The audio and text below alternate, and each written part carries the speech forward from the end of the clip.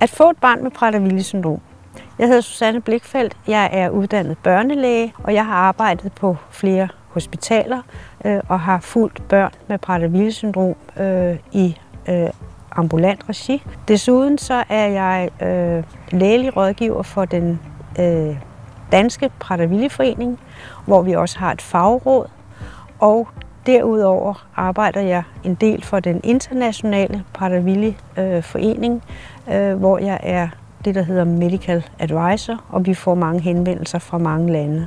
Det at få et barn med Prader-Willi-syndrom er oftest helt uventet, et chok.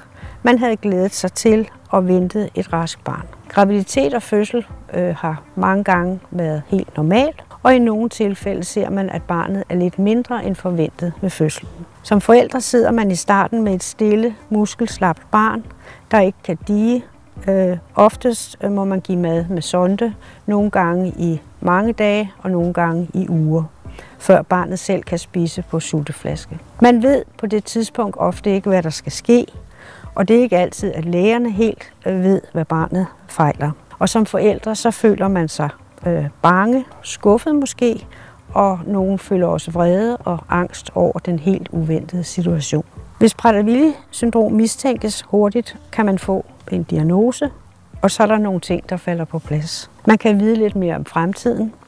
Barnet vil udvikle sig og komme til at gå i daginstitution, gå i skole, og mulighederne er der for et sundt liv til normal livslængde. Der er nemlig noget nu, der kan gøres for barnets udvikling. De første par år er det specielt motorik og sprog, man arbejder med, og der kan være store forskelle, men det afspejler ikke præcis barnets intellekt eller forståelse for fremtiden.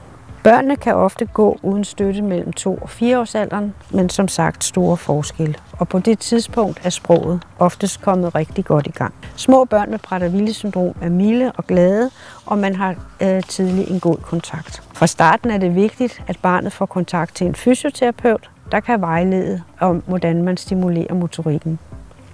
Familien kan have behov for en tidlig kontakt til sagsbehandleren i kommunen, hvis der er behov for specielle støtteforanstaltninger, og egen læge eller sygehuslægen kan henvise dertil.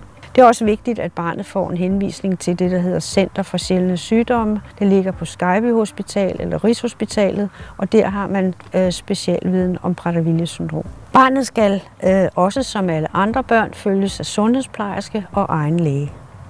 Efter 1-årsalderen ser man ofte, at barnet bliver gradvist mere og mere interesseret og optaget af mad, vil gerne spise, og her gælder det om meget tidligt at have indarbejdet nogle rigtig gode vaner omkring mad og måltider, og også have en god kontakt til en diætist, som kan vejlede omkring, hvordan måltiderne bygges op, og hvordan det serveres, i det hele taget give gode råd.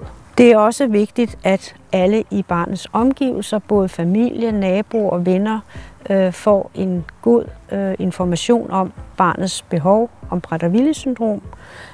Vi ved, at det som regel går vældig godt i daginstitution og skole med for eksempel at forvalte kosten. Der er som regel ikke nogen problemer der. Man er vant til i skoler og daginstitutioner, at børn kan have særlige kostbehov, som for eksempel ved diabetes eller allergi. Man skal ikke frygte, at børnene bliver drillet i skolen, men det er vigtigt, at de andre børn får at vide, at barnet har nogle særlige kostbehov, og at de andre børn skal ikke give barnet med Prader-Willi-syndrom noget mad.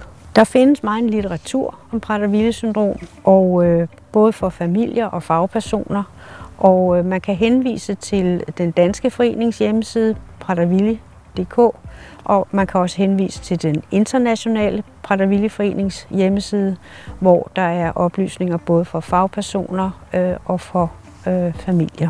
Til slut vil jeg bare sige, at børn med Prader-Willi-syndrom er søde, rare, kærlige, og med den rette støtte, så får de et godt og sundt og langt liv. Og både i skolen og som voksne vil de være vellidte og kan have det godt.